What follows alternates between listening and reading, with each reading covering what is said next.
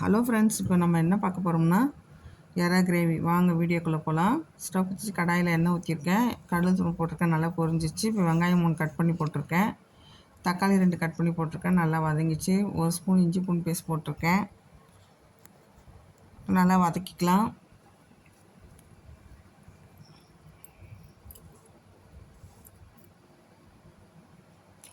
கொஞ்சம் உப்பு போட்டுக்கலாம், உப்பு போட்டால் சீக்கிரமாக வதங்கிடும்.